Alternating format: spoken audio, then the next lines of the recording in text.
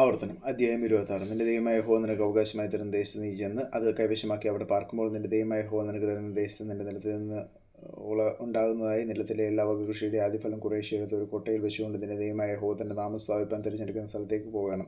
അന്നുള്ള പുരോഹിതന്റെ അടുക്കൽ നീ ചെന്ന് അവനോട് നമുക്ക് തരുമെന്ന് യഹോവ നമ്മുടെ പിതാക്കന്മാരോട് സത്യം ചെയ്ത ദേശത്ത് ഞാൻ വന്നിരിക്കുന്നു എന്ന് നിന്റെ ദൈവമായ യഹോവയോട് ഞാൻ ഇന്ന് ഏറ്റു പറയുന്നു എന്ന് പറയണം. പുരോഹിതൻ ആ കൊട്ട നിന്റെ കയ്യിൽ നിന്ന് വാങ്ങി നിന്റെ ദൈവമായ യഹോവയുടെ യാഗപീഠത്തിന് മുമ്പിൽ വെക്കണം.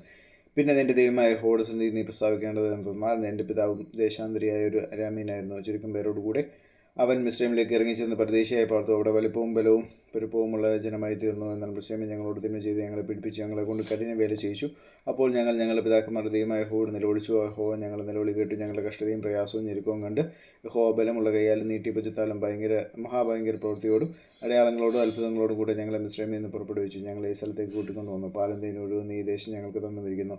ഇതാ യഹോവേ, നീ എനിക്ക് തന്നിട്ടുള്ള നിലത്തിലെ ആദ്യഫലം ഞാനിപ്പോൾ കൊണ്ടുവന്നിരിക്കുന്നു. പിന്നെ നീ അത് നിന്റെ ദൈവമായ യഹോവയുടെ സന്നിധി വെച്ച് നിന്റെ ദൈവമായ യഹോവയുടെ സന്നിധി നമസ്കരിക്കണം. നിന്റെ ദൈവമായ യഹോവ നിനക്കും നിന്റെ കുടുംബത്തിനും തന്നിട്ടുള്ള എല്ലാ നന്മയിലും നീയും ലേവിനും നിങ്ങളുടെ മധ്യയുള്ള പരദേശിയും സന്തോഷിക്കണം. ദശാംശം എടുക്കുന്ന കാലമായ 3-ാം സംവത്സരത്തിൽ നിന്റെ അനുഭവത്തിലൊക്കെയും ദശാംശം എടുത്ത ലേവിനും പരദേശിയും അനാഥനും വിധവയും നിന്റെ പട്ടണങ്ങളിൽ വെച്ച് തൃപ്തിയാവണ്ണം തിന്മാൻ കൊടുത്തു തീർന്ന ശേഷം നിന്റെ ദൈവമായ യഹോവയുടെ സന്നിധി നീ പറയട്ടെ എന്നാൽ നീ എന്നോട് കൽപ്പിച്ചിരിക്കുന്ന കൽപ്പനപ്രകാരമൊക്കെ ഞാൻ വിശദമായത് എൻ്റെ വീട്ടിൽ നിന്ന് കൊണ്ടുവന്ന് ലേവിനും പ്രദേശിക്കും അനാഥനും വിധവയ്ക്കും കൊടുത്തിരിക്കുന്നു. ഞാൻ നിന്റെ കൽപ്പന ലംഘിക്കുകയോ മറന്നു കളയുകയോ ചെയ്തിട്ടില്ല. എൻ്റെ ദുഃഖത്തിൽ ഞാൻ അതിൽ നിന്ന് തിന്നിട്ടില്ല. അശുദ്ധനായിരുന്നപ്പോൾ ഞാൻ അതിലൊന്നും നീക്കി വെച്ചിട്ടില്ല. മരിച്ചവന് അതിൽ ഒന്നും കൊടുത്തിട്ടുമില്ല.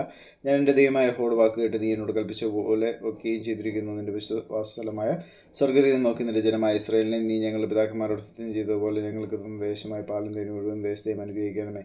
ഈ ചട്ടങ്ങളും വിധികളും ആചരിപ്പാൻ നിന്റെ ദൈവമായ യഹോവ എന്ന് നിന്നോട് കൽപ്പിക്കുന്നു. നീ അവയെ പൂർണ്ണ ദൈവത്തോടും പൂർണ്ണ മനസ്സോടും പ്രമാണിച്ചു നടക്കണം. യഹോവ നിനക്ക് ദൈവമായിരിക്കുമെന്ന് നീ അവൻ്റെ വഴികളെ നടന്ന് അവൻ്റെ ചട്ടങ്ങളും കൽപ്പനകളും വിധികളും പ്രമാണിച്ച് അവൻ്റെ വചനം അനുസരിക്കണമെന്ന് നീ ഇന്ന് അരുളപ്പാട് കേട്ടിരിക്കുന്നു. യഹോവ അരുളി ചെയ്ത പോലെ നീ അവൻ്റെ സ്വന്തം ജനമായി അവൻ്റെ സകല കൽപ്പനകളും പ്രമാണിച്ച് നടക്കുമെന്നും താൻ ഉണ്ടാക്കിയ സകല ജാതികൾക്കും ഇത് നിന്നെ പുകഴ്ചയ്ക്കും കീർത്തിക്കും മാനത്തിനുമായി ഉന്നതമാക്കേണ്ടതിന് താൻ കൽപ്പിച്ച പോലെ നിന്റെ ദൈവമായ യഹോവയ്ക്ക് വിശുദ്ധ ജനമായിരിക്കുമെന്നും ഇന്ന് നിന്റെ വാമൊഴി വാങ്ങിയിരിക്കുന്നു.